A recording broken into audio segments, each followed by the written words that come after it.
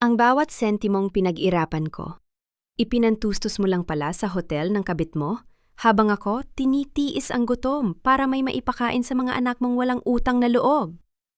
Greg, hindi ako basahan na pwedeng tapakan. Ako ang nagbigay sa'yo ng lahat at ako rin ang kukuha ng lahat. Magsisimula ang paniningil ko ngayon. Sino ang mananalo kapag ang isang mapagmahal na asawa ay naging pinakamatalinong kalaban? Ano bang paki ko kung mapagod siya sa kaka-overtime? Ang mahalaga na ibibigay niya ang luho natin dalawa. Let her work herself to death, Clara. Basta tayo komportable. Ang boses na iyon ni Greg. Ang boses na madalas bumubulong sa kanya ng I love you tuwing hihingi ito ng pambayad sa utang ay parang isang matalim na balaraw na bumaon sa dibdib ni Eve. Nakatayo siya sa labas ng kanilang silid. Bit-bit ang isang maliit na box ng mamahaling relos na binili niya bilang sorpresa para sa kanilang anibersaryo.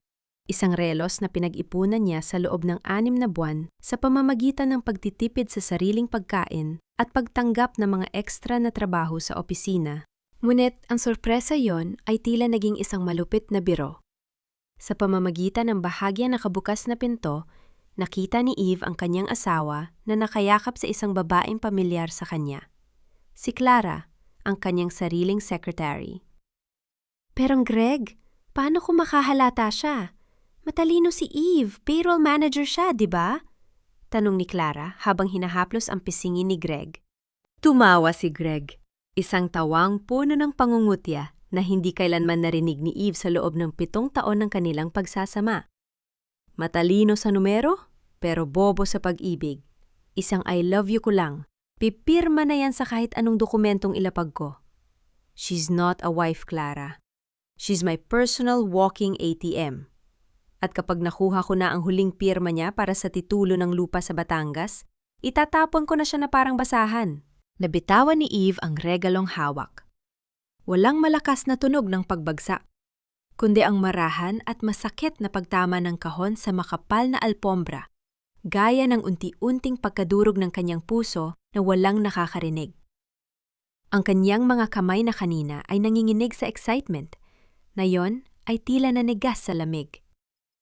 Ang hangin sa hallway ay biglang naging kasing bigat ng bakal, dahilan upang hirap siyang huminga. Bawat sakripisyong ginawa niya ay nagbalik sa kanyang alaala gaya ng mga pahina ng isang madugong libro. Ang mga gabing puyat siya sa pag-aayos ng payroll ng kumpanya para lang may maipambayad sa palubog na negosyo ni Greg. Ang pagtitiis niya sa mga masasakit na salita ng kanyang biyen, ana si Lola Amara, dahil lang sa pagmamahal niya sa lalaking ito. Lahat pala yon ay bahagi lamang ng isang malaking panloloko. Napahawak si Eve sa pader. Ang kanyang mga kuko ay tila ibig bumaon sa pintura. Ang kanyang lalamunan ay nanunuyo, at ang bawat tibok ng kanyang puso ay tila isang malakas na sampal sa kanyang sariling muka. Pinagkatiwalaan niya ang lalaking ito ng igit pa sa kanyang buhay. Ngunit ang tanging tingin pala nito sa kanya ay isang kasangkapan para sa pera. Sa loob ng silid, narinig niya ang tawanan ng dalawa, isang tunog na tila mga demonyong nagpipista sa kanyang pagkawasak. Ang pag-ibig na itinuring niyang santuwaryo ay isa palang bilangguan na siya mismo ang nagtayo gamit ang sarili niyang dugo at pawis. Isang tanong ang paulit-ulit na umalingaw-ngaw sa kanyang isipan, kasing pait ng abdo at kasing lalim ng gabi. Hanggang kailan ko hahayaang ubusin nila ang aking pagkatao bago ko matuto ng itira ang aking sarili? Hindi gumalaw si Eve. Nanatili siyang anino sa dilim habang ang luha ay dahan-dahang bumabagtas sa kanyang pisngi. Hindi dahil sa panghihina, kundi dahil sa isang sumisibol na pot na kasing talim ng kidlat. Alam niya, pagkatapos ng gabing ito, ang Eve na kilala nila ay patay na.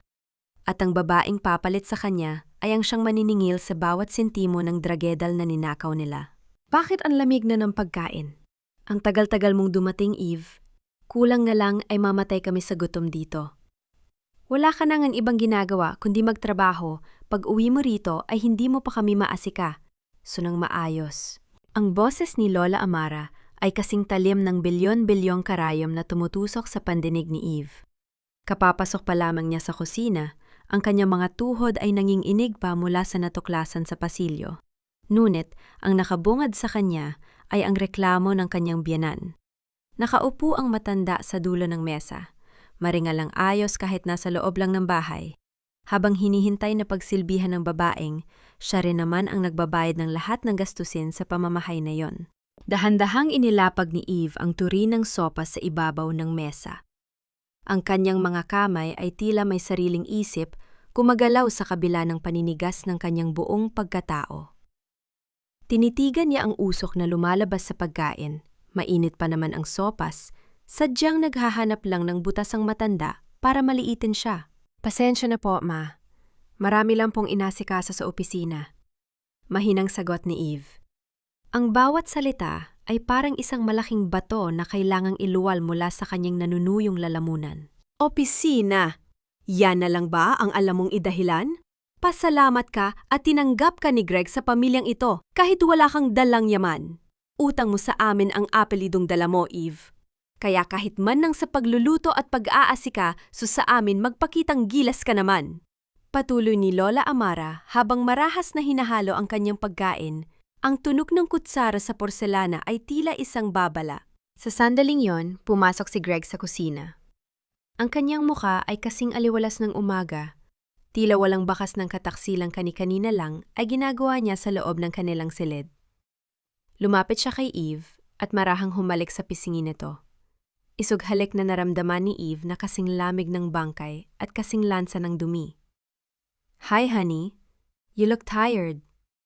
"Hayaan mo na si Mama, gutom lang yan," sabi ni Greg sa malambing na tono. Ang kanyang kamay ay humaplos sa likod ni Eve.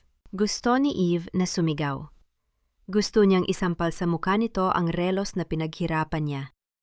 Gusto niyang itanong kung gaano kakapal ang mukha nito para haplusin siya pagkatapos siyang tawaging walking ATM.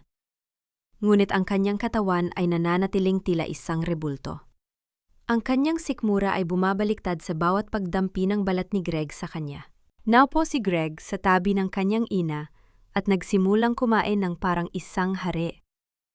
"By the way, Eve, may inilagay akong mga papeles sa study table mo. It's for the investment project in Batangas. Kailangan lang ng signature mo para ma-release ang funds bukas na umaga.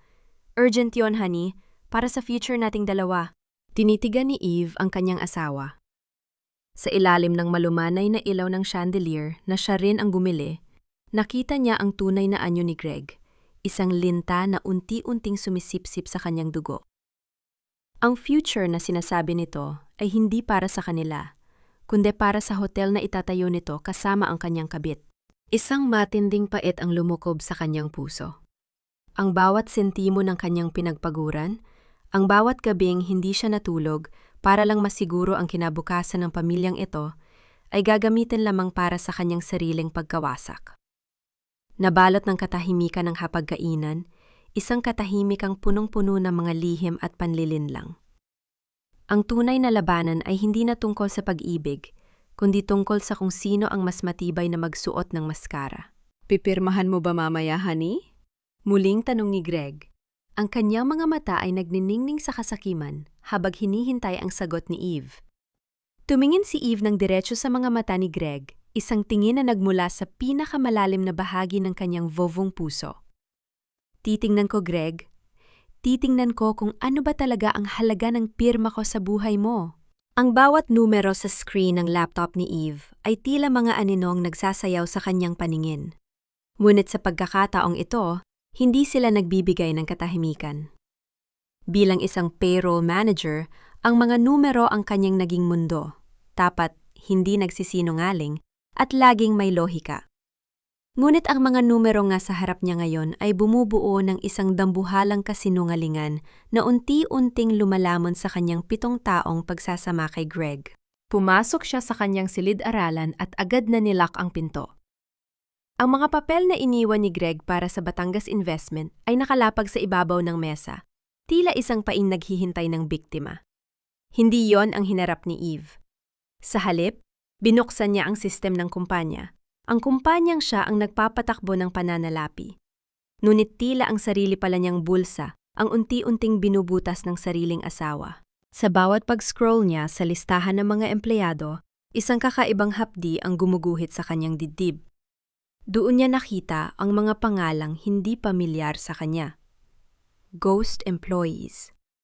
5 pangalan na buwan-buwan ay tumatanggap ng malalaking sahod, ngunit walang record ng trabaho. At nang bakasin niya ang bank account kung saan dinidiretso ang mga pondo, ang kanyang puso ay tila tumigil sa pagtibok. Lahat ng perang yon ay napupunta sa isang account na nakapangalan sa isang shell company. GA Development Holdings. G for Greg. A for Amara. Bulong ni Eve sa sarili. Ang kanyang boses ay nanginginig, halos hindi lumabas sa kanyang mga labi. Ang perang ninanakaw ni Greg mula sa kumpanya sa pamamagitan niya ay ang perang dapat sana ay inilaan niya para sa operasyon ng kanyang ina sa probinsya. Naalala ni Eve ang huling tawag ng kanyang kapatid, umiiyak dahil kulang pa ang pambayad sa ospital. Habang nagtitiis ang kanyang ina sa sakit, ang asawa niya ay masayang nagpapakasasa sa pera ng ibang tao, pera niya. Ang bawat pagpindot niya sa keyboard ay tila isang mabigat na hakbang sa isang madilim na lagusan. Ngunit sa gitna ng kanyang paghahalog, isang folder sa cloud storage ni Greg ang hindi sinasadyang nabuksan dahil sa nakasync na account sa kanilang shared laptop. Isang folder na may pamagat na family. Sa loob niyon ay hindi ang mga larawan nila ni Greg. Walang bakas ni Eve sa mga file na yon. Ang nakita niya ay mga larawan ni Greg, ni Clara, at na isang batang lalaki na may 4 o 5 taong gulang na, suot ang isang asul na barong, masayang nagdiriwang ng kaarawan. Ang caption sa isang larawan ay tila isang lason na diretsyong pumasok sa kanyang mga ugat. Our little princess 5th birthday. Completing our home. Ang sakit ay hindi na lamang emosyonal. Naramdaman ni Eve ang aktwal na hapdi sa kanyang sinapupunan. Sa mismong bahagi kung saan dapat sana ay may nabuhay na sanggol, kung hindi lang siya nakunan dahil sa sobrang pagtatrabaho para sa mga utang ni Greg. Ang home na tinutukoy ni Greg ay hindi ang bahay na tinitirhan nila. Ang tunay na pamilya ni Greg ay matagal na palang nabuo habang siya ay nagsisilbing pundasyon ng isang bahay na gawa sa buhangin. Biglang may kumatok sa pinto. Mahina pero autoritabyo. Honey, tapos ka na ba sa pagpirma? Kailangan ko na dalhin bukas ng maaga. Ang boses ni Greg ay mula sa labas, puno ng peking laming. Mabilis na isinara ni Eve ang mga tab sa kanyang laptop at kinuha ang ballpen. Ngunit sa halip na itama ang dulo nito sa linyang dapat pirmahan, idiniin niya ang ballpen sa papel hanggang sa mabutas ito. Ang kanyang mga mata ay nananatiling tuyo. Ngunit ang apoy sa loob niyon ay sapat na para tupukin ang lahat ng pinagsamahan nila. Dahan-dahan niyang binuksan ang pinto. Nakatayo dun si Greg, nakangiti, tila isang anghel na naghihintay ng kanyang biyaya. Greg, tawag ni Eve. Ang kanyang boses ay kasing lamig ng semento sa ilalim ng ulan. Sino si Marcus? Ang ngiti ni Greg ay dahan-dahang naglaho, napalitan ng isang anino ng takot na pilit niyang itinatago sa likod ng kanyang mga mata. Marcus? Anak yun ng isa sa mga kliyente ko sa Batangas, honey. Yung investor na sinasabi ko sa'yo. Bakit mo naman naitanong? Mabilis ang naging sagot ni Greg. Ngunit kitang-kita ni Eve ang paggalaw ng kanyang lalamunan habang lumulunok ng laway. Isang senyales ng kaba na kabisadong-kabisado na ni Eve. Ang bawat salita nito ay tila isang maruming tela, ang pilit na itinatapal sa isang malalim at bumubuhos na sugat. Hindi sumagot si Eve. Numiti lamang siya ng tipid. Isang ngiting hindi umabot sa kanyang mga mata. Ganun ba? Akala ko ay kung sino na. Sige na, bumaba na tayo. Hihintayin tayo na Marga at Juno sa hapunan. Pagdating sa hapagkainan, ang hangin ay kasing bigat ng nagbabadyang unos. Nakaupo na doon sina Marga at Juno, ang 2 anak ni Greg, sa unang asawa na itinuring ni Eve na parang sarili niyang mga anak, sa kabila ng kanyang pagod at puyat. Ngunit sa halip na paggalang, ang nakita niya sa kanilang mga mata ay ang pamilyar na pangmamaliit. Lat na naman ng dinner. I have a party to attend to, Tita Eve. Can you please move faster? Gutom na ako, reklamo ni Marga, habang tinitingnan ang kanyang mamahaling kuko. Isang bagong Hermes bag ang nakasabit sa likod ng kanyang upuan. Bag na binili gamit ang credit card ni Eve noong nakaraang buwan. At yung allowance ko for this week, tita. Kailangan ko na yun ngayon. I need to upgrade my gaming PC. Masyadong mabagal yung luma. Dagdag naman ni Juno nang hindi man lang tumitingin kay Eve, ang kanyang atensyon ay nakatuon lamang sa kanyang cellphone. Walang imik na naupo si Eve. Tiningnan niya si Greg, umaasa na kahit minsan lang ay pagsabihan nito ang kanyang mga anak. Ngunit si Greg ay abala sa pag-aayos ng kanyang table napkin, tila walang naririnig. Marga, Juno, pagod ang tita niyo mula sa trabaho. Hayaan niyo muna siyang kumain, mahinang sabi ni Greg, pero ang tono nito ay walang kapangyarihan. Isang formalidad lamang para hindi magmukhang masama. Tumawa ng maikli si Marga, isang tunog na puno ng lason. Trabaho? Well, that's her job, right? To provide for us. Kaya nga siya nandito, di ba Dad? Para maging tagabayad ng lahat. She should be thankful we even let her sit at this table. In a real society, she's just a high-paid servant. Ang bawat salita ni Marga ay tila isang malakas na sampal na yumanig sa buong pagkatao ni Eve. Tumingin siya kay Lola Amara na noon ay nakang-isi lang habang humihigop ng sabaw. Walang sinuman sa pamilyang ito ang tumayo para sa kanya. Sa loob ng 7 taon, ang tingin pala nila sa kanya ay hindi katuwang, kundi isang kasangkapang pwedeng gamitin at tapakan. Dahan-dahang ibinaba ni Eve ang kanyang kubyertos. Ang tunog ng bakal na tumama sa porselana ay naging hudyat ng kanyang pananahimik. Tinitigan niya ang kanyang mga palad, ang mga palad na naging kalyo sa pag-aalaga sa kanila. Ang mga palad na napundar ng bahay na tinitirhan nila ngayon. Marga? Tawag ni Eve. Kalmado ang kanyang boses. Ngunit may kakaibang talim na tila humihiwa sa hangin. Ang checking hiningi mo para sa tuition fee mo sa fashion school. Nasaan na yon? Agad na lumiwanag ang mukha ni Marga. Oh, it's here in my bag. Why? Will you sign the additional for my trip to Boracay too? Kinuha ni Eve ang bag ni Marga at inilabas ang check. Sa harap ng lahat, habang nakatingin ang naniningkit na mga mata ni Greg at ang gulat na mukha ng kanyang mga anak, dahan-dahang hinawakan ni Eve ang magkabilang dulo ng papel. Ang tunog ng pagpunit ng papel ay tila isang malakas na kulog sa loob ng tahimik na silid. Ang bawat himaymay ng check na naghihiwalay ay tila simbolo ng pagkaputol ng huling hibla ng pasensya ni Eve. Anong ginagawa mo? Sigaw ni Marga. Tumayo siya at halos itulak ang mesa. Tinitigan siya ni Eve. Ang kanyang mga mata ay tila dalawang nagbabagang uling sa dilim. Mula ngayon, Marga, ang servant na ito ay nag-resign na. Kung gusto mong mag-aral, humanap ka ng perang hindi galing sa bulsa ko. Binalingan ni Eve si Greg, na ngayon ay namumutla na sa kanyang kinauupuan. Isang nakamamatay na katahimikan ang bumalot sa hapagkainan, habang ang mga pira-pirasong papel ay dahan-dahang nahuhulog sa sahig, gaya ng mga pangarap ni Greg na unti-unti nang nadudurog. Sayang naman yung bata, pero isipin mo na lang Eve, baka hindi pa talaga oras. At least na yon, makaka-focus ka sa trabaho natin. Kailangan nating bawiin yung talo ko sa kasino. Ang mga salitang iyon ni Greg, 6 na taon na ang nakalilipas, ay muling umalingaw-ngaw sa isipan ni Eve habang nakatitig siya sa isang kupas na piraso ng papel na nakatago sa pinakailalim ng kanyang jewelry box. Hindi yon alahas, kundi isang lumang ultrasound result, ang tanging alaala ng anak na hindi niya kailanman nayakap. Nanginginig ang mga daliri ni Eve habang hinahaplos ang malabo ng imahe. Naalala niya ang gabing yon. Ang ulan na humahagupit sa bintana ng opisina habang mag-isa siyang nagtatrabaho hanggang madaling araw. Masama na ang pakiramdam niya noon. Kumukutitap ang sakit sa kanyang puson.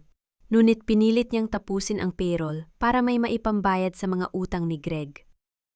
Tinawagan niya ang asawa nang makita ang unang patak ng dugo sa kanyang binti. Ngunit out of coverage area ito. Nang sa wakas ay makauwi siya, duguan at halos hindi na makalakad, natagpuan niya si Greg na mahimbing na natutulog, amoy alak at sigarilyo. Ang perang itinabi ni Eve para sa kanyang panganganak ay wala na sa kanilang joint account. Ipinang-abono pala ito ni Greg sa isang emergency sa negosyo, na sa kalaunan ay nalaman niyang utang pala sa sugal. Isang matinding hapdi ang muling gumuhit sa sinapupunan ni Eve. Tila muling bumubukas ang sugat na pilit niyang itinago sa ilalim ng mga mamahaling damit at pekeng ngiti. Ang bawat sentimo ng tagumpay ni Greg na yon ay itinayo sa ibabaw ng puntod ng kanilang hindi isinilang na anak. Eve! Ano bang nangyayari sa iyo? Bakit mo ginawa yun kay Marga? Ang boses ni Greg na pumasok sa silid ng hindi kumakatok ay bumasag sa kanyang pagmumuni-muni. Mabilis na itinago ni Eve ang papel sa kanyang likuran. Tumingin siya kay Greg at sa unang pagkakataon, hindi pagmamahal ang naramdaman niya, kundi isang malalim at malamig na pagkamuhi. Masyado ka nang nagiging emosyonal, Eve. Kung pagod ka, mag-leave ka muna. Pero wag mong idamay ang pag-aarang ng bata. Alam mo namang pangarap ni Marga ang maging fashion designer, di ba? Pagpapatuloy ni Greg, sinusubukang lumapit at hawakan ang balikat ni Eve para amuhin ito. Umiwas si Eve. Ang pagdampi ng kamay ni Greg ay tila isang uod na gumagapang sa kanyang balat. Pang-arap? Bulong ni Eve. Ang kanyang boses ay parang kalawang na kumakain sa bakal. Paano naman ang mga pangarap na pinatay mo, Greg? Paano ang buhay na kinuha mo sa akin dahil sa kasakiman mo? Bahagyang natigilan si Greg. Ang kanyang mga mata ay kumurap sa pagtataka. Ano bang pinagsasabi mo? Past is past, Eve. Huwag mo nang ungkatin ang mga bagay na wala na. Tinitigan siya ni Eve ng matagal. Ang kanyang puso na dati ay punong-puno ng pag-unawa, ngayon ay tila isang tuyong balon. Napagtanto niya na sa loob ng 7 taon, hindi siya nag-alaga ng asawa, kundi isang halimaw na walang pakiramdam. Ang bawat sakripisyo niya ay itinuring ni Greg na obligasyon. Ang kanyang pagdadalamhati ay itinuring nitong abala. Lumakad si Eve patungo sa bintana. Tinatanaw ang dilim ng gabi na unti-unting lumalamon sa kanilang bakuran. Ang hangin ay nananatiling tahimik, ngunit sa loob ni Eve, isang malakas na bagyo ang nagsisimulang gumising. Isang bagyong hindi hihinto hanggat hindi nito nadudurog ang bawat kasinungaling ang itinayo ni Greg. Tama ka, Greg, sabi ni Eve nang hindi lumingon. Past is past, pero ang utang, kailangang bayaran. Naiwan si Greg na nakatayo sa gitna ng silid. Hindi alam kung bakit biglang kinilabutan sa lamig ng boses ng asawang dati ay kay daling pasunuri. Ang sikat ng araw na pumasok sa bintana ng kanilang silid nang umagang yon ay hindi nagdala ng init, kundi isang matalim na liwanag na tila naglalantad sa bawat dumi sa loob ng bahay. Maagang nagising si Eve, hindi para ihanda ang kape ni Greg, gaya ng dati niyang ginagawa sa loob ng 7 taon, kundi para pagmasdan ang sarili sa salamin.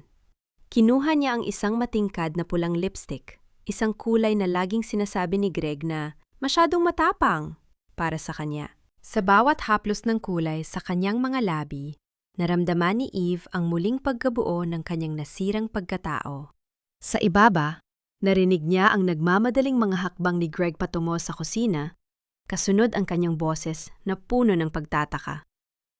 Eve, bakit wala pang almusal? At nasaan ang kape ko?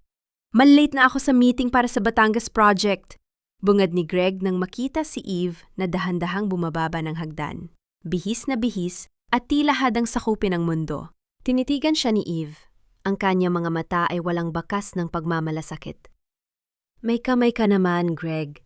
At may katulong tayo. Hindi ako ang kusinera mo. Sandaling natigilan si Greg. Ang kanyang hawak na folder ay tila lalong bumigat. Ano bang nangyayari sa'yo simula kagabi? Isang check lang ang pinag-uusapan natin? Bakit kailangang maging ganito ka-hostel? Anyway, baka nakalimutan mo. Kailangan ko na yung transfer para sa payroll ng mga tauhan ko sa site. Nag-e-expect sila ngayong umaga. Tungkol dyan, sabi ni Eve habang kinukuha ang kanyang susi ng kotse.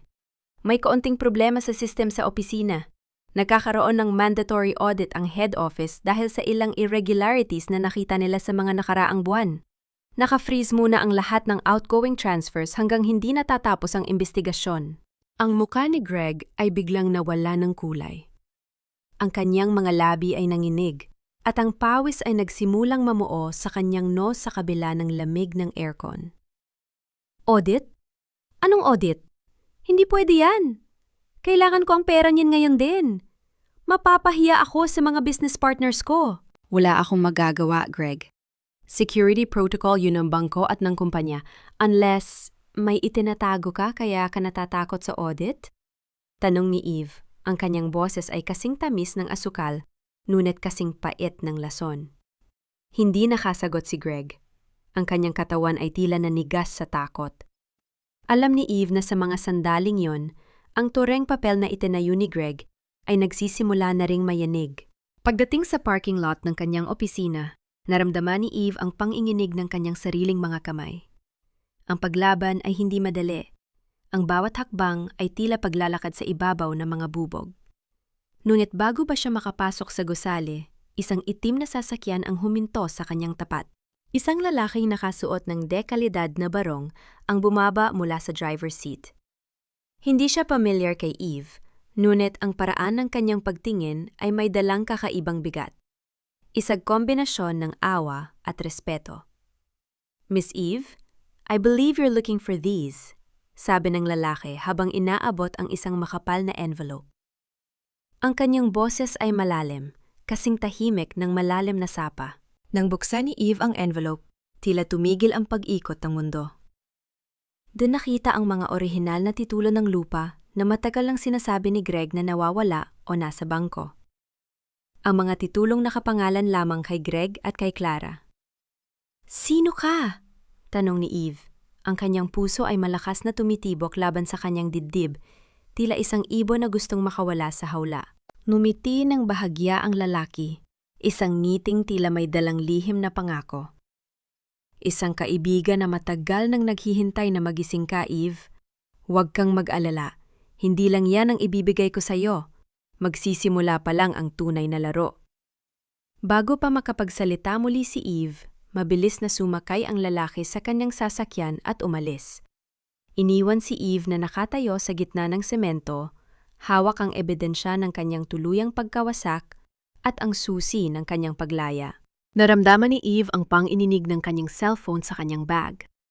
Isang text message mula kay Greg. Eve, please help me. May mga taong naghahanap sa akin dito sa bahay. Nagkakagulo sina Marga. Tumawag ang bangko, kinuha nila ang kotse ko. Hindi nireplyan ni Eve ang mensahe. Sa halip, tiningnan niya ang kanyang refleksyon sa salamin ng gusali. Ang pulang lipstick ay nanatiling buo, kasing tapang ng kanyang desisyon. Sino ang lalaking yon, Eve? Bakit mo siya kasama sa parking lot? Ang boses ni Greg ay kasing gasgas ng lumang plaka. Puno ng pait at desperasyon na pilit niyang ikinukubli sa likod ng isang autorita yung tono. Nakatayo siya sa gitna ng kanilang sala. Magulo ang buhok, lukot ang mamahaling polo, at ang kanyang mga mata ay namumula sa puyat at galit. Ang dating makinis at gwapong mukha na ipinagmamalaki niya ay tila naging isang maskara ng pagkatalo. Dahan-dahang pumasok si Eve. Ang bawat hakbang niya sa makintab na sahig ay tila isang marahang ritmo ng tagumpay. Hindi siya sumagot agad. Sa halip, inilapag niya ang kanyang designer bag sa ibabaw ng mesa at kinuha ang kanyang salamin sa mata. Ang halimuyak ng kanyang mamahaling pabango ay tila sumakop sa buong silid, dahilan upang lalong magmuhang marumi at magulo ang paligid na kinalulugmukan ni Greg. Hindi ko alam na naging spy ka na rin pala, Greg. Akala ko ba ay abala ka sa pag-aayos ng payroll ng mga tauhan mo? Ang boses ni Eve ay kalmado kasing lamig ng tubig sa isang malalim na balon. Huwag mo akong daanin sa ganyang pananalita. May nakakita sa inyo. Isang itim na sasakyan, isang lalaking nakabarong. Sino siya? Siya ba ang dahilan kung bakit bigla kang nagbago? Siya ba ang naguudyok sa'yo na ipahiya ako at ang mga anak ko? Lumapit si Greg. Ang kanyang hininga ay amoy alak, isang senyales na muli siyang tumakas sa realidad sa pamamagitan ng baso. Tinitigan siya ni Eve ng diretsyo. Sa loob ng maraming taon, ang titig na ito ni Greg ay sapat na para mapayuko siya. Para maparamdam sa kanya na siya ay mali kahit siya ang tama. Pero ngayon, ang tanging nakikita ni Eve ay isang maliit at takot na lalaki na kumakapit sa kanyang huling hibla ng kapangyarihan. Ang galing mo ring magbaliktad ng kwento, no? Mahinang sabi ni Eve, isang mapait na ngiti ang sumilay sa kanyang mga labi. Ikaw itong may mga lihim, Greg. Ikaw itong may mga investment na hindi ko alam. At ngayon, kapag may nakita kang ibang tao sa paligid ko, bigla kang magiging selosong asawa? Don't act like a saint. It doesn't suit you. Eve, asawa mo pa rin ako. I deserve to know. Sigaw ni Greg. Ang kanyang boses ay umalingaw-ngaw sa buong bahay. Dahilan upang lumabas sina Marga at Juno mula sa kanilang mga silid, pati na rin si Lola Amara na noon ay nakasuot pa ng kanyang pantulog. Ano bang kaguluhan ito? Greg, bakit mo sinisigawan ang asawa mo? Pakunwaring tanong ni Lola Amara. Bagaman ang kanyang mga mata ay nagniningning sa kuryosidad at panunukso.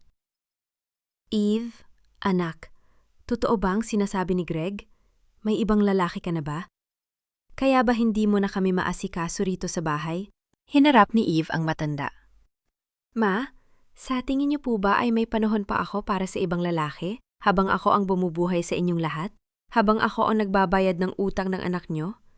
Kung may lalaki man akong kinakausap, sigurado akong mas may pakinabang siya kaysa sa mga taong narito sa loob ng bahay na ito.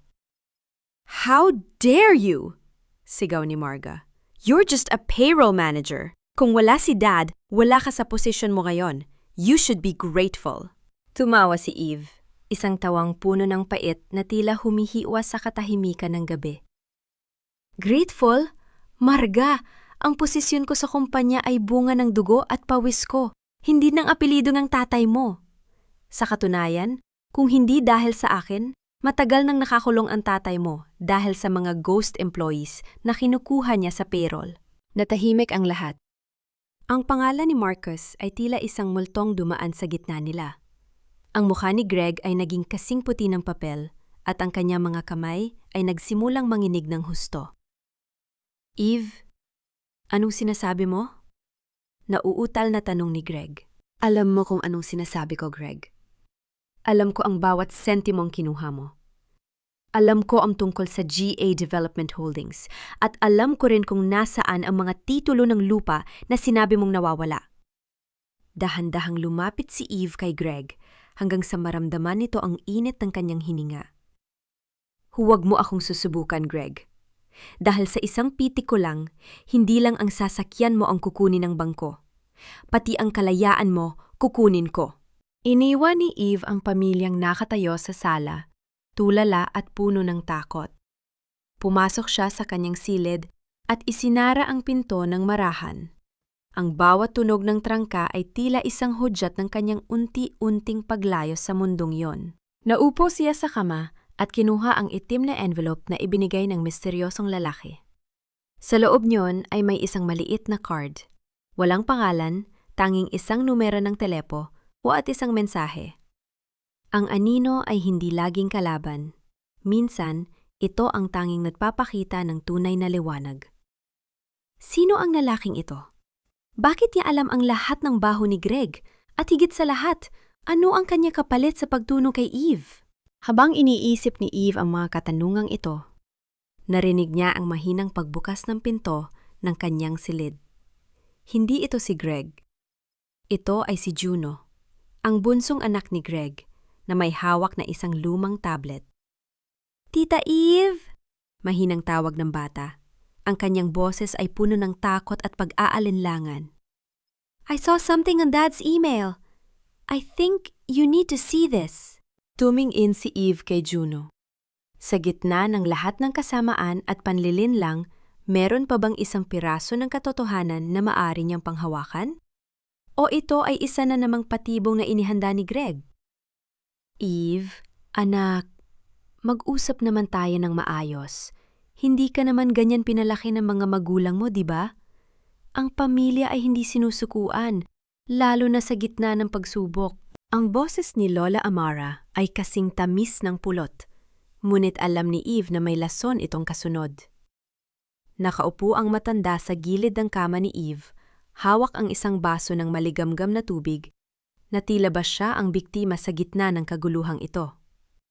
Ang kanyang mga mata na dati ay puno ng pangmamaliit, ngayon ay tila namumugto sa pekeng luha. Tiningnan ni Eve ang kanyang biyenan. Kung hindi niya narinig ang katotohanan, baka naniwala pa siya sa acting ng matanda.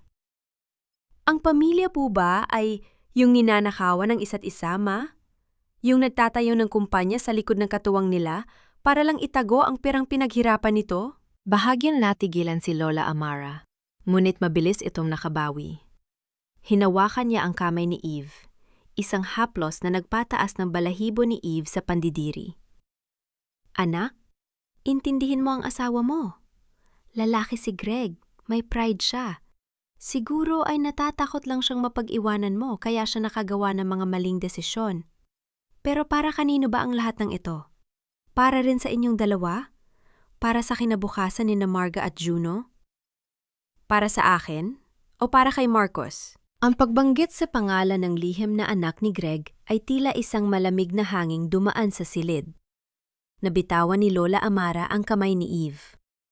Ang kanyang mukha ay mabilis na nagbago mula sa pagiging mapagmalasakit na ina, lumabas ang kanyang tunay na anyo bilang isang kontrabida. Kahit ano pang sabihin mo, Eve, kailangan ka ng pamilyang ito.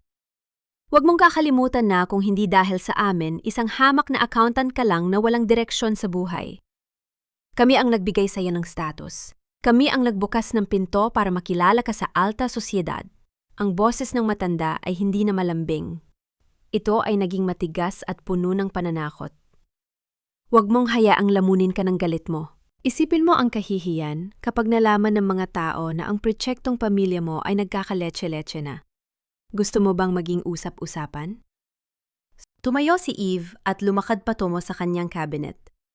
Kinuha niya ang tablet na ibinigay ni Juno kani-kanina lang. Ang kanyang puso ay kumakaba, ngunit ang kanyang isipan ay kasing linaw ng kristal. Kahihiyan, ma? Mas nakakahiya po siguro ito. Ipinakita ni Eve ang screen ng tablet kay Lola Amara. Doon ay nakasulat ang isang email draft mula sa account ni Greg, naka-address sa isang abogado. Ang paksa, Legal Guardianship and Mental Incapacity of Eve. Plano ni Greg na palabasin na si Eve ay dumaranas ng matinding depression at mental breakdown para makuha ang kontrol sa lahat ng kanyang assets at bank accounts. At ang mas masakit, si Lola Amara ang nakalagay na primary witness na magpapatunay na si Eve ay nawawala na sa sariling bait. Nalaglag ang baso ng tubig sa sahig. Ang tunog ng pagkabasag ng bubog ay umalingaw-ngaw sa buong silid, kasing ingay ng katotohanang sumabog sa harap ni Lola Amara. Ang tubig ay dahan-dahang kumalat sa sahig. Gaya ng mga kasinungalingan ng pamilyang ito na wala na ring mapagtataguan. Ganun niyo ba ako kamahal, ma? Nahanda niyo akong ipakulong sa isang mental hospital para lang makuha ang pera ko? Ang boses ni Eve ay nanginginig sa matinding pot. Ngunit ang kanyang mga mata ay nanatiling nakatitig ng diretsyo sa matanda. Eve, mali ang iniisip mo. Draft lang yan. Pinoprotektahan lang namin ang pamilya. Nauutal na depensa ni Lola Amara habang pilit na tumatayo para lumabas ng silid. Protect the family? No, Ma. You're protecting your lifestyle. Wika ni Eve habang dahan-dahang lumalapit sa matanda. Mula sa gabing ito, wala nang libre sa bahay na ito. Ang bawat butil ng kanina isusubo nyo, ang bawat kuryenteng gagamitin nyo, babayaran nyo. At tungkol sa email na ito, itatabi ko ito bilang insurance ko kapag sinubukan nyo akong galawin. Hindi nakasagot ang matanda. Kumaripas siya ng takbo palabas ng silid, tila nakakita ng multo. Naiwang mag-ika si Eve sa gitna ng kanyang silid, napapalibutan ng mga bubog ng nabasag na baso. Yumuko siya at pinulot ang isang maliit na piraso ng kristal. Bahagyang nahiwa ang kanyang daliri at ang patak ng pulang dugo ay humalo sa tubig sa sahig. Naramdaman niya ang hapdi, ngunit hindi ito kumpara sa sakit na nararamdaman ng kanyang puso. Ngunit sa gitna ng sakit na yon, may isang bagong pakiramdam ang sumisibol. Ang pakiramdam ng isang taong wala ng takot mawalan dahil matagal na siyang ninakawan ng lahat. Biglang tumunog ang kanyang cellphone. Isang tawag mula sa misteryosong lalaki. Nakuha mo na ba ang huling ebidensya, Eve? Oras na para sa susunod na hakbang.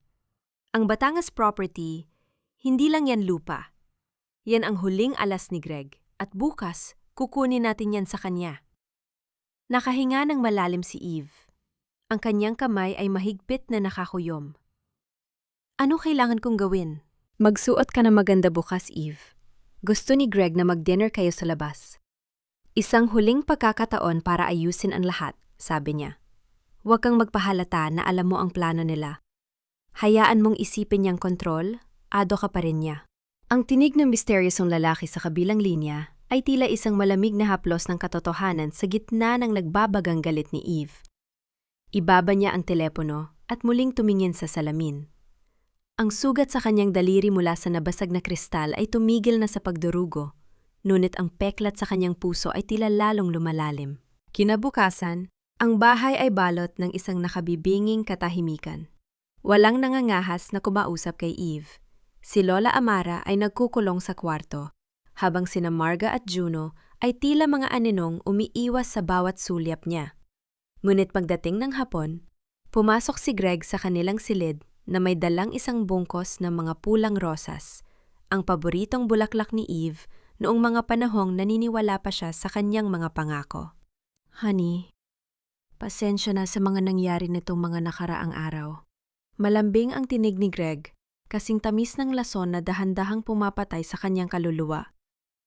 Lumapit ito at pilit na ipinulupot ang kanyang mga braso sa baywang ni Eve. Naramdaman ni Eve ang panginginig ng kanyang sariling kalamnan. Ang bawat pagdampi ng balat ni Greg sa kanya ay tila isang kagat ng linta. Ngunit pilit siyang ngumiti, isang ngiting kasing pilit ng kanyang paghinga. Ayoko na rin mag-away tayo, Greg. Pagod na ako. Mahinang tugon ni Eve. Kaya nga ipinag-reserve ko tayo sa paborito mong restaurant. Mag-celebrate tayo. Malapit na nating makuha ang Batangas property at doon magsisimula tayo ng bagong buhay. Isang pamilyang masaya, malayo sa gulo. Bulong ni Greg sa kanyang tainga. Ang bawat salita ni Greg ay tila isang maruming sining ng pagmamanipula. Alam ni Eve na ang bagong buhay na sinasabi nito ay ang buhay kasama si Clara at si Marcos gamit ang perang kukunin sa kanya. Ngunit tumango siya. Isinuot niya ang kanyang pinakamagandang itim na cocktail dress, isang kulay na tila nagluluksa para sa kanyang patay na pag-ibig. Sa loob ng mamahaling restaurant, ang mga violin ay tumutugtog ng isang malungkot na himig na tila, sumasabay sa pintig ng kanyang puso. Inilabas ni Greg ang mga dokumento para sa Batangas property at inilapag ito sa tabi ng kanyang baso ng wine. Isang pirma na lang, honey. Para sa atin ito, sabi ni Greg. Ang kanyang mga mata ay nagniningning sa kasakiman habang tinititigan ang mga papeles na tila ito ang kanyang kaligtasan. Hinawakan ni Eve ang panulat. Ang kanyang daliri ay dumaan sa matatalim na tinik ng rosas na ibinigay ni Greg na ngayon ay nakalagay sa mesa. Bahagyang natusok ang kanyang balat at ang hapdi ay naging hudyat ng kanyang paggising. Tumingin siya sa labas ng bintana ng restaurant at doon, sa madilim na bahagi ng parking lot, nakita niya ang pamilyar na itim na sasakyan ng kanyang secretary na si Clara. Nanonood si Clara. Naghihintay ng kanyang pagkapanalo. Humarap si Eve kay Greg. Ang kanyang mga mata ay tila dalawang malalim na lawa na walang mababakas na emosyon. Greg, mahal mo ba talaga ako? Sobra, Eve. Higit pa sa buhay ko. Mabilis na sagot ni Greg, sabay haplos sa kanyang kamay. Nanginig ang labi ni Eve sa isang lihim na pangungutya. Sa ilalim ng mesa, dahan-dahan niyang kinuha ang kanyang cellphone at pinindot ang send sa isang mensaheng matagal na niyang inihanda. Kung ganun, pirmahan mo muna ito, sabi ni Eve habang inilalabas ang isa pang set na mga papeles mula sa kanyang bag. Ano ito? Tanong ni Greg. Ang kanyang kilay ay nagsalubong habang binabasa ang pamagat ng dokumento. Ang paglilipat ng lahat ng shares mo sa kumpanya sa pangalan ko bilang patunay ng pag-ibig mo.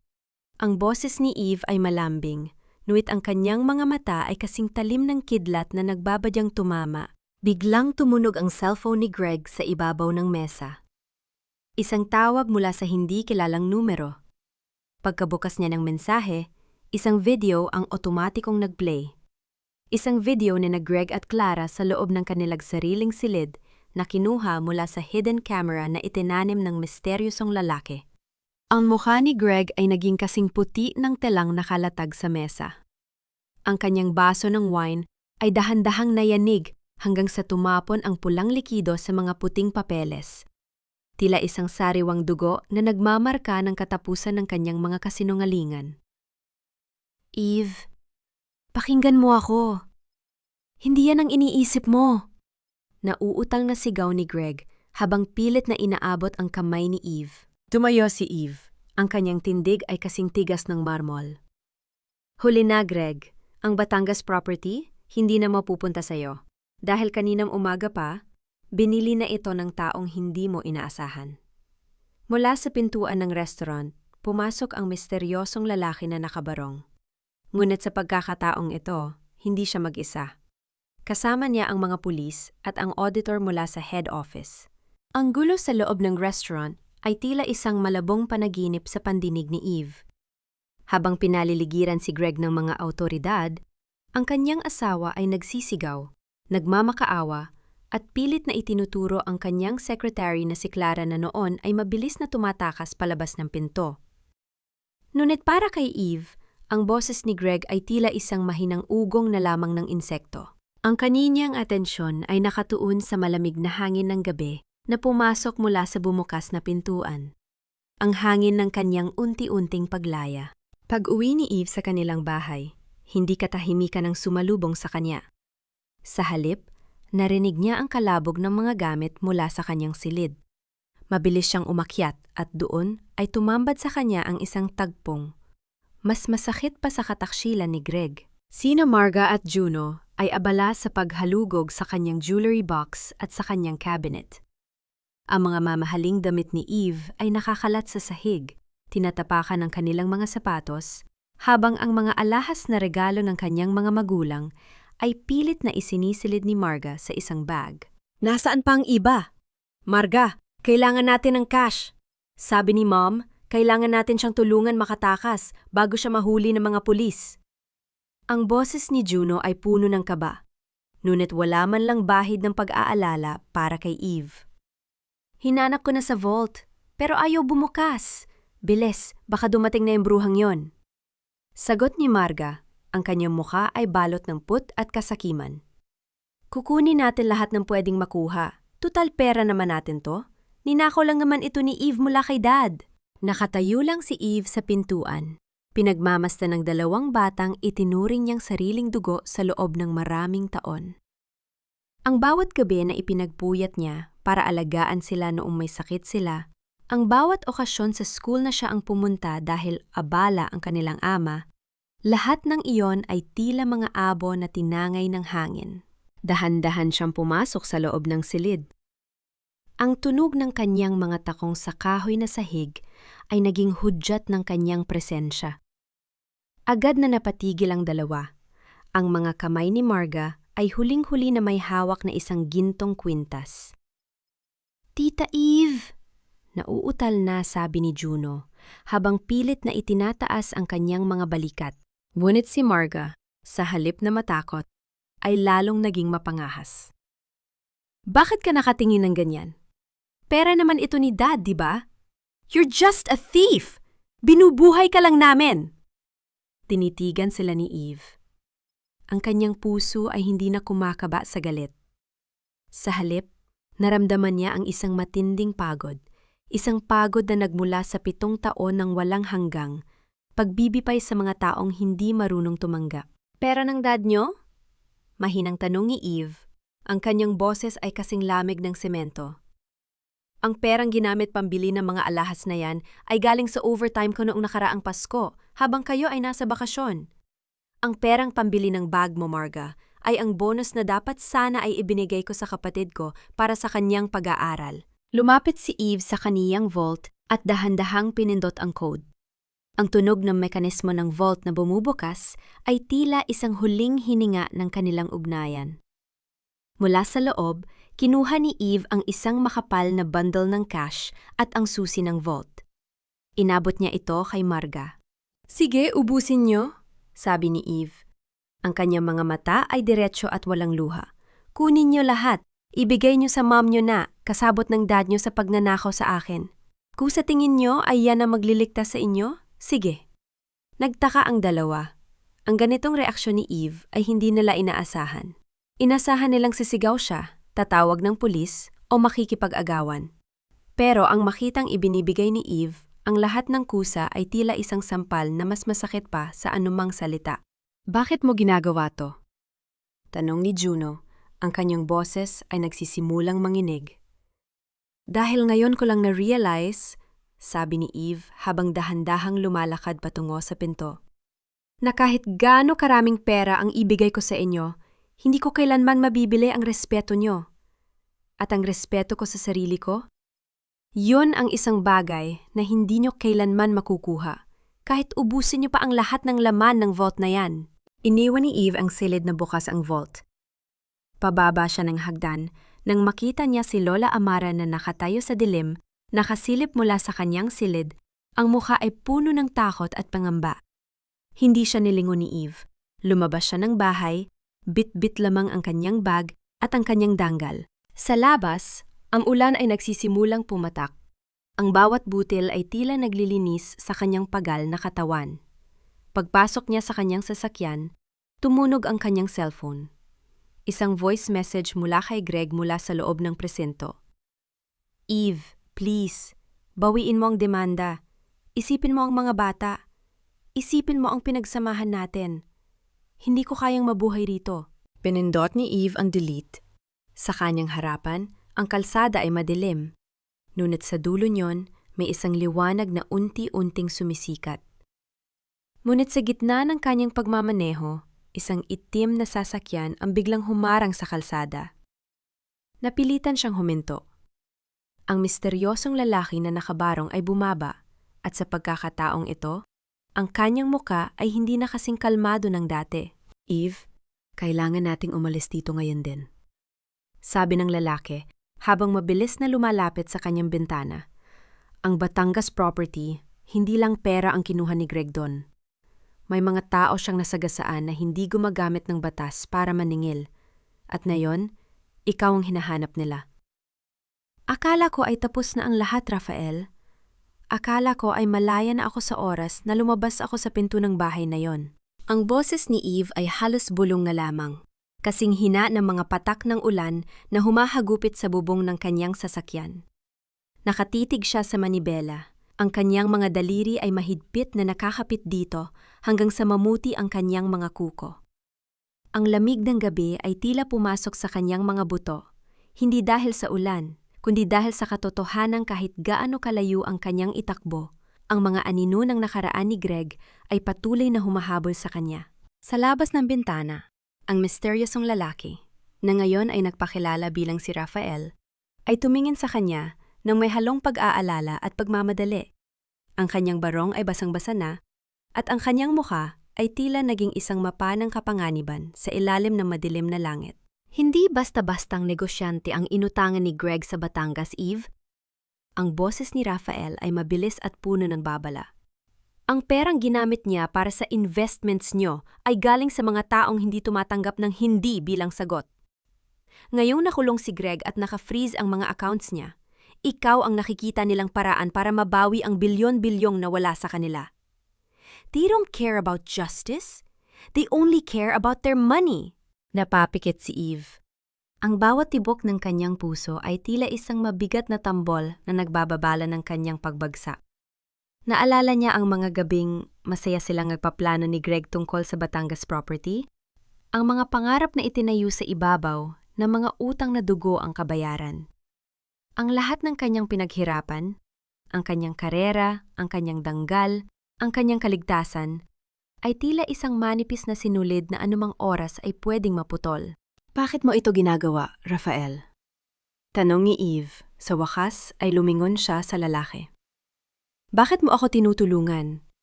Isang estranjero ka lang sa buhay ko. Bahagyang natigilan si Rafael. Isang mapait na ngiti ang sumilay sa kanyang mga labi. Bago siya muling tumingin sa paligid, tinitiyak na walang sumusunod. Dahil ang kapatid ko ay isa rin sa mga biktima ni Greg. Namatay siya sa depresyon matapos siyang lokohin at nakawan ni Greg sa isang investment scam 5 taon na ang nakalilipas. I promised myself na walang ibang babaeng sisirain ang lalaking yon. Pero sa pagkakataong ito, Eve, kailangan nating unahan ang mga taong papunta na sa bahay niyo. Sa bahay. Ang mga bata. Si Lola Amara. Kahit nakatatapos lang siyang nakawan ni na Marga at Juno, kahit na tinalikuran na niya ang pamilya yon, naramdaman ni Eve ang isang pamilyar na hapdi sa kanyang dibdib.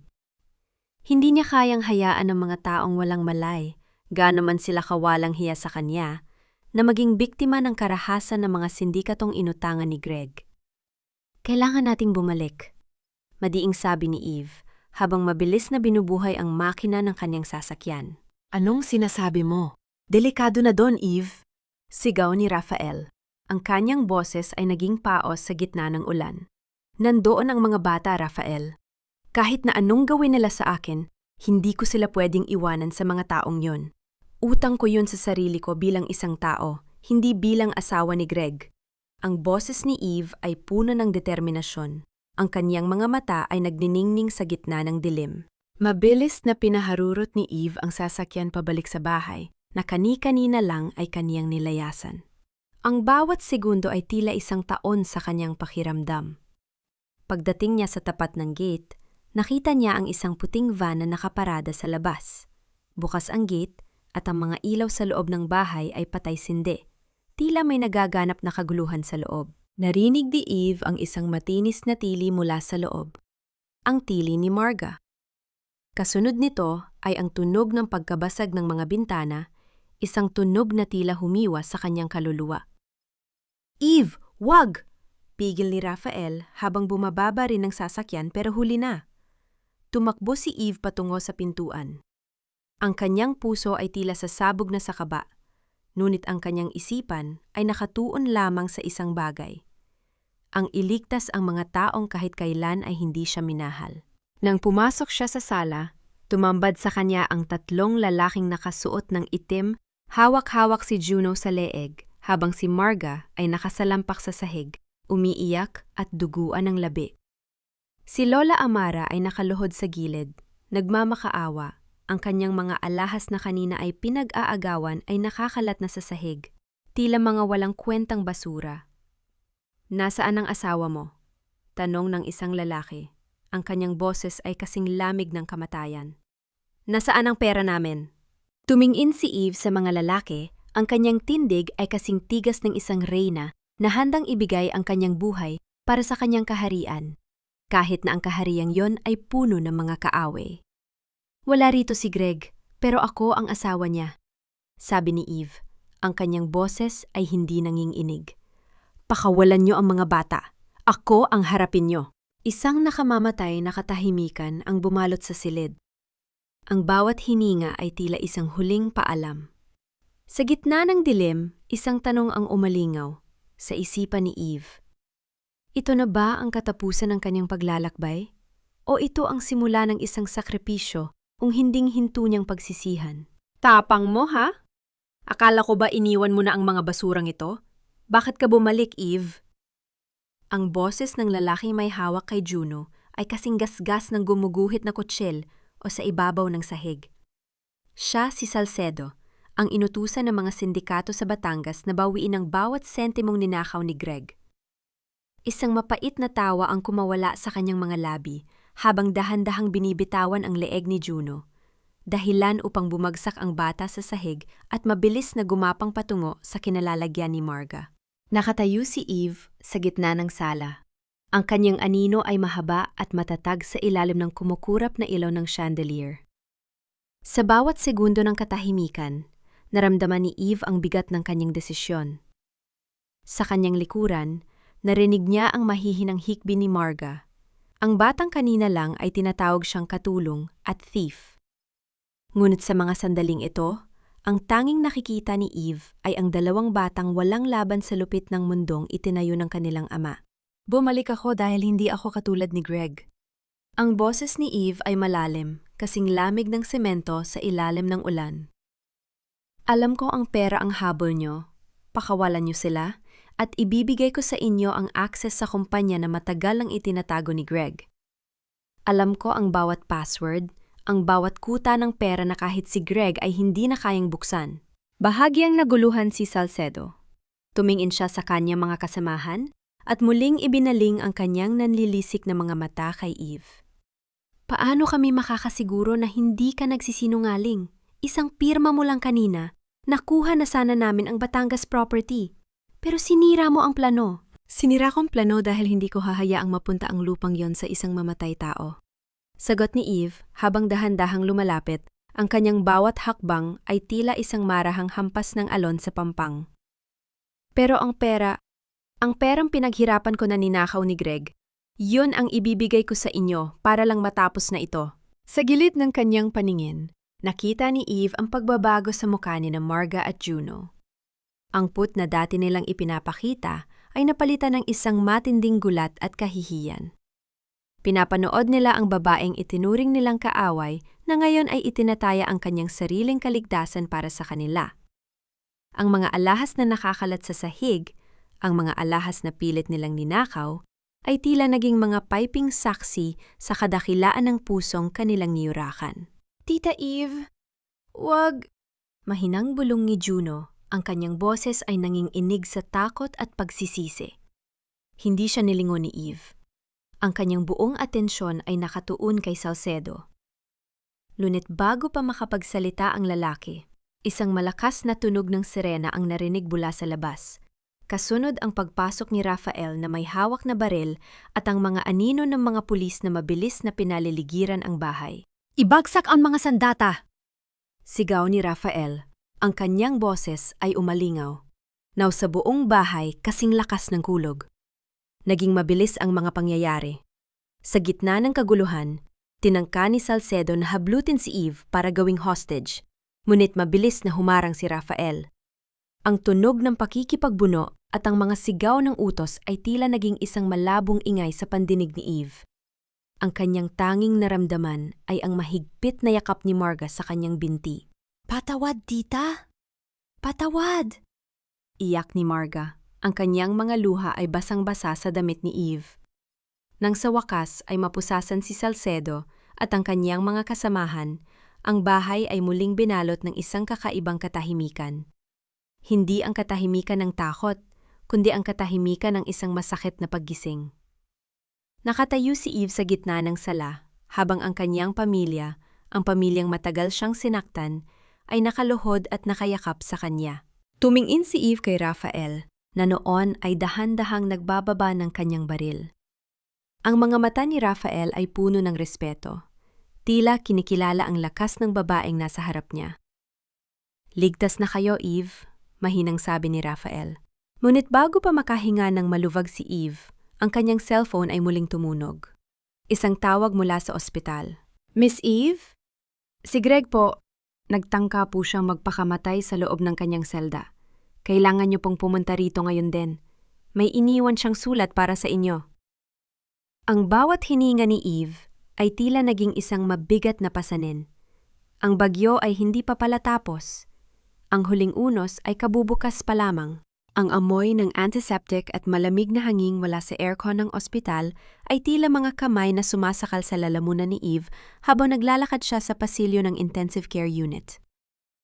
Ang bawat hakbang niya ay tila paghatak sa isang mabigat na tanikala, isa't tanikalang 7 taon niyang dinala ng may pagmamahal, ngunit na yon ay puro kalawang at pait na lamang ang natira. Sa dulo ng hallway, nakita niya ang kanyang pamilya. Nakaupo si Lola Amara sa isang sementadong bench, nakayuko at tila lumiit ang kanyang pagkatao. Sina Marga at Juno ay magkayakap sa isang sulok. Ang kanilang mga mata ay namumula at puno ng takot. Nang makita nila si Eve, walang sinuman ang nangahas na magsalita. Ang boses ni Marga na dati ay kasing talim ng labaha, ngayon ay wala ng lakas kahit para sa isang bulong. Nasaan siya? Ang boses ni Eve ay kasing tigas ng semento, walang emosyong mababakas. Nasa loob po, tita. Sabi ng doktor, unstable pa raw siya. Mahinang sagot ni Juno. Ang kanyang boses ay nanginginig. Pumasok si Eve sa loob ng silid. Doon, sa gitna ng mga makinang tumitunog sa isang regular at nakabubulok na ritmo, nakita niya si Greg. Wala na ang hambog na negosyanteng laging nakasuot ng dekalidad na polo. Wala na ang lalaking buong giting na nang insulto sa kanya sa hapagkainan. Ang nakahiga sa kama ay isang anino na lamang ng isang tao. Maputla, payat, at may mga benda sa kanyang mga pulso na unti-unti nang nababahiran ng pulang likido. Dahan-dahang imulat ni Greg ang kanyang mga mata. Nang makita niya si Eve, isang mahinang ungol ang lumabas sa kanyang mga labi. Eve, dumating ka. Kasing hina ng hangin ang kanyang tinig.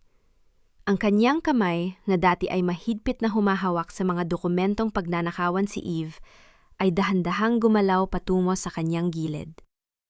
Ang sulat. Kinuha ni Eve ang isang lukot na papel mula sa ibabaw ng side table. Binuksan niya ito ng walang pag-aalinlangan. Ang sulat ay hindi lamang isang huling paalam. Ito ay isang madilim na kumpisal. Eve, patawarin mo ako. Hindi ko kayang harapin ang katotohanan na wala na akong kontrol sa'yo. Ang Batangas property, hindi ko lang yon ginawa para sa pera. Ginamit ko yon para itago ang katotohanan tungkol sa pagkamatay ng kapatid ni Rafael. Hindi ko siya niloko, Eve. Pinatay ko siya sa takot nang malamang buntis siya sa anak ko. At ang perang pambayad sana sa operasyon ng nanay mo, ibinigay ko sa mga taong nananakot sa akin para hindi ako mabulgar. Patawarin mo ako. Pero mas mahal ko ang pangalan ko kaysa sa buhay niyo.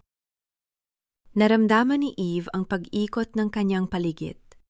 Ang papel sa kanyang kamay ay tila naging isang nagbabagang uling na sumusulog sa kanyang palad. Ang bawat salita ay isang bagong kutsilyong bumabaon sa kanyang likuran. Hindi lamang siya ninakawan ni Greg ng pera at pangarap, ginawa rin siyang kasabwat sa isang krimeng hindi niya alam. Tumingin siya kay Greg, na ngayon ay nakatingin sa kanya ng may mapagkunwaring pagsisisi. Mamatay na yata ako, Eve. Sabihin mo, mapapatawad mo ba ako? Isang mapait at malamig na tawa ang kumawala sa mga labi ni Eve.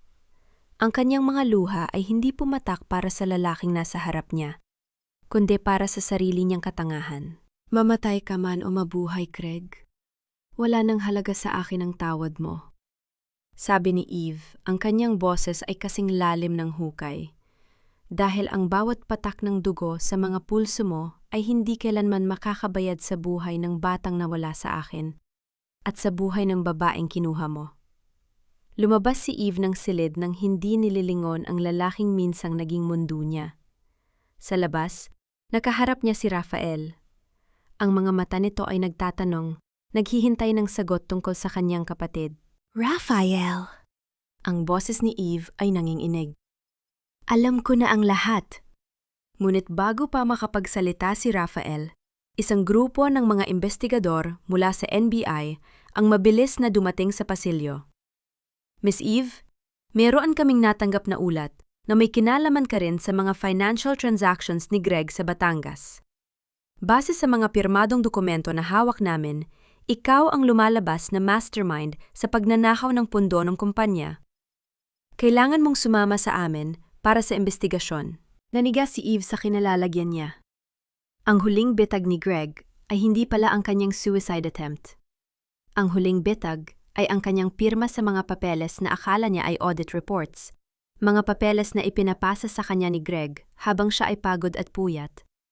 Ang toreng papel ay hindi lang basta bumagsak. Ito ay bumagsak sa ibabaw ni Eve at handa siyang ilibing ng buhay.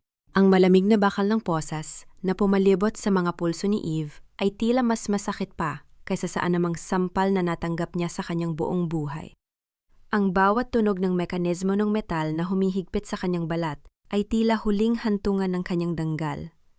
Sa gitna ng puting pasilyo ng ospital, sa harap ng kanyang pamilyang nakatitig ng may gulat at takot, si Eve ay naging isang kriminal sa mata ng batas.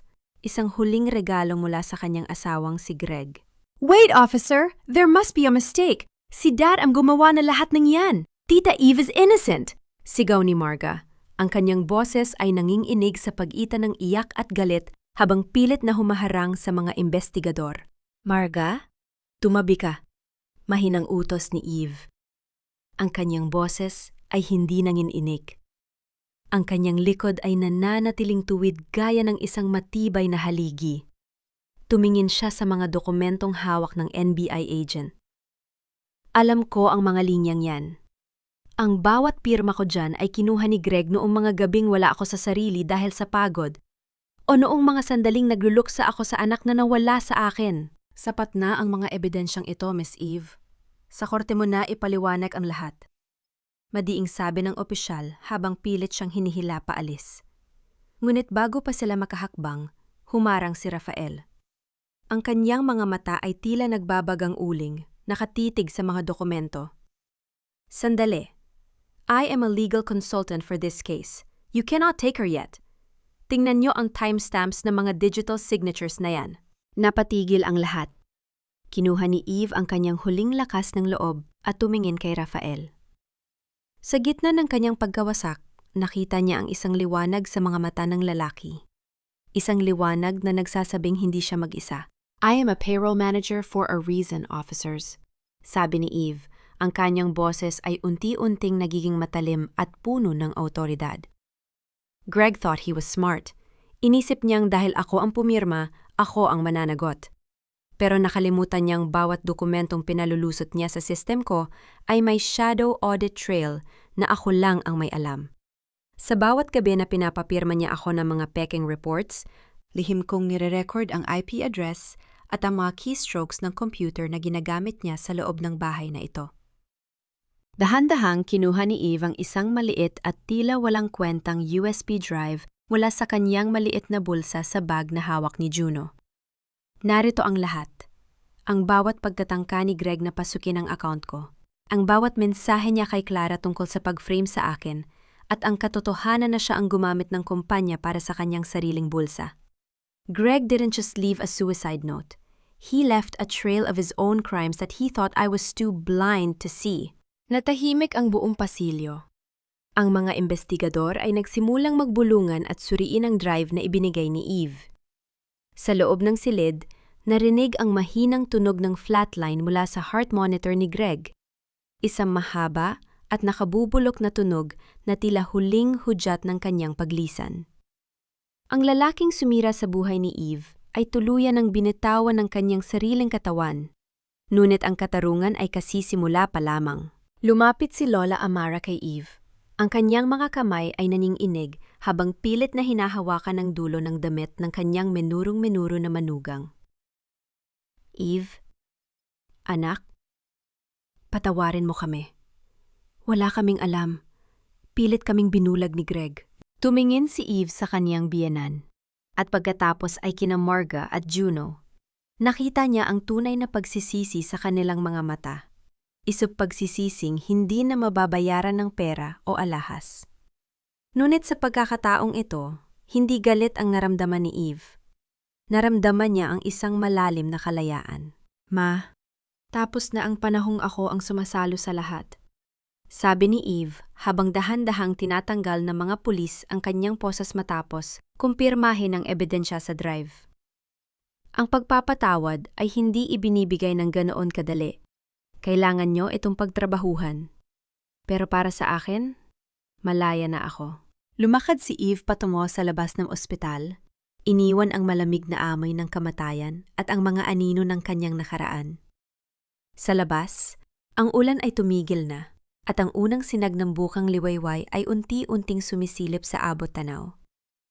Nakatayo ding si Rafael, naghihintay sa kanya sa tabi ng sasakyan.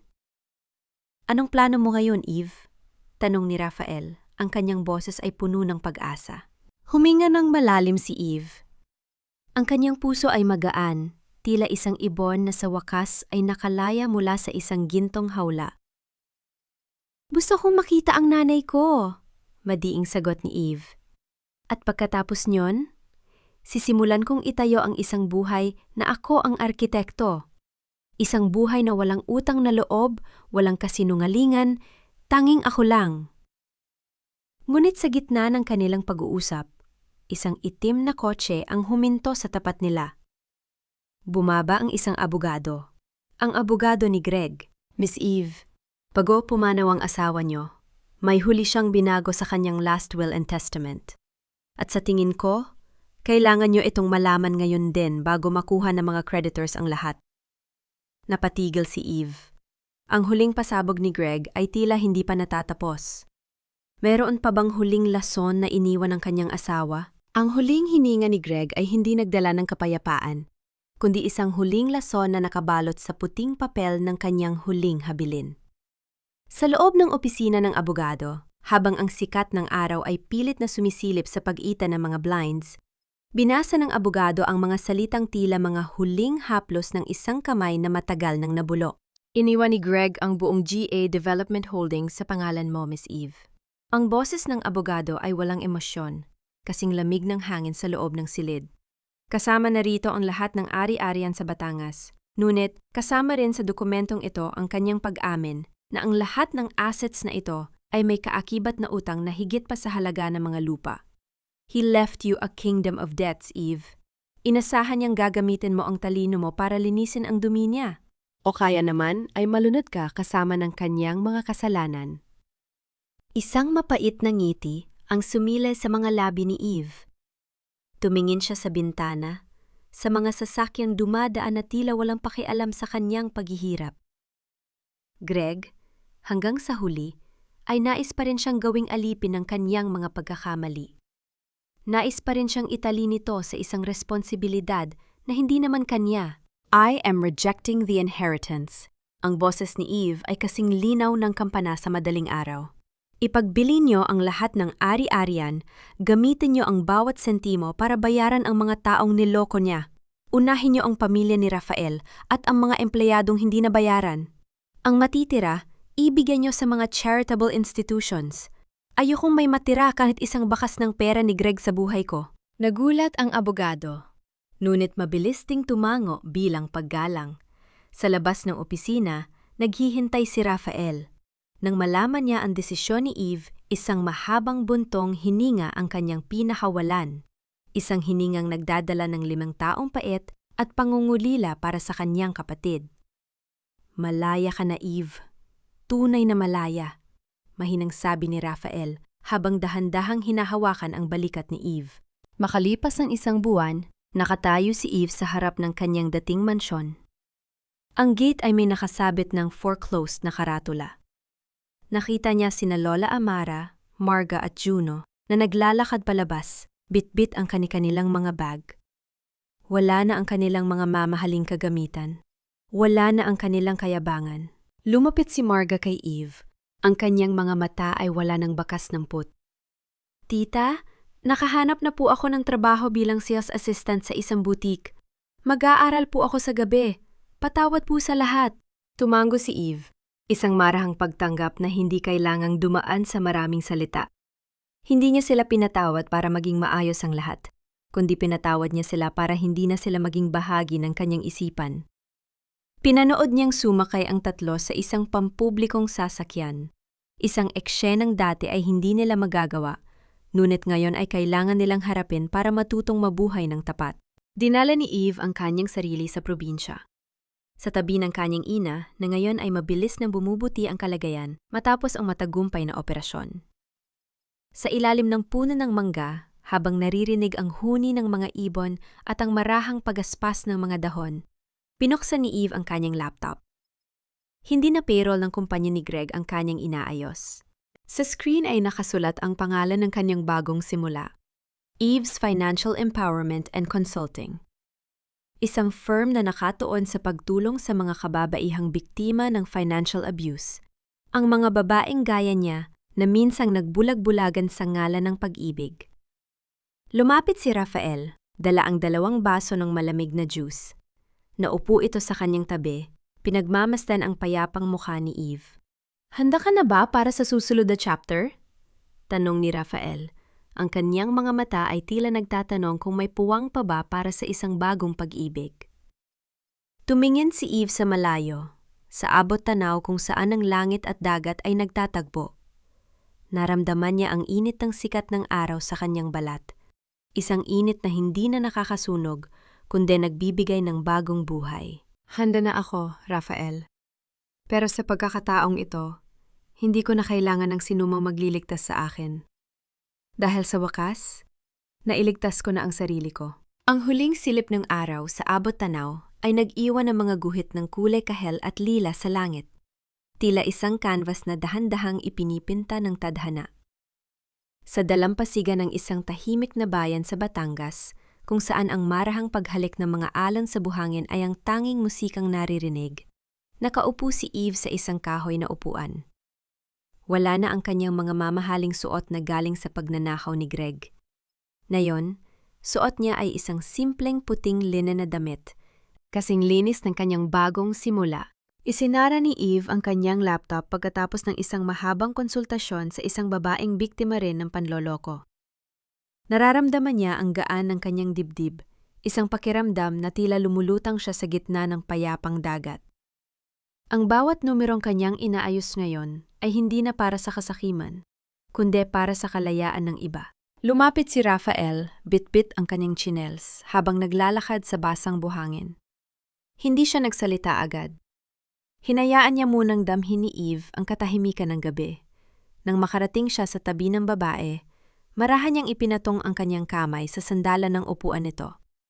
Isang distansya, yung puno ng respeto at tahimik na paghanga. Mukhang malalim ang iniisip ng pinakamagaling na financial consultant ng Batangas, biro ni Rafael. Ang kanyang boses ay kasing lamig ng simoy ng dagat. Napangiti si Eve, isang ngiting tunay na nagmumula sa kanyang kaluluwa. Iniisip ko lang kung gaano kalayo na ang narating ko mula nung gabing nakatayo ako sa labas ng pintuan ng kwarto namin ni Greg. Akala ko noon, katapusan na ng mundo ko. Pero yun pala ang unang araw ng tunay kong buhay. Nakausap ko ang abogado kanina, sabi ni Rafael habang tumitingin din sa dagat. Lahat ng utang ni Greg ay nabayaran na mula sa pagbebenta ng mga ari-arian. Ang natirang pera ay naibigay na sa foundation para sa mga naulila ng kanyang mga biktima. Greg is finally a closed book, Eve. Huminga ng malalim si Eve. Sa kanyang isipan, nakita niya ang mukha ni Greg, ni Lola Amara at ng mga bata. Ngunit sa pagkakataong ito, hindi na siya nakaramdam ng galit. Ang put ay tila mga bakas ng paa sa buhangin na tuluyan ng binura ng dumarating na alon. Napatawad mo na ba siya?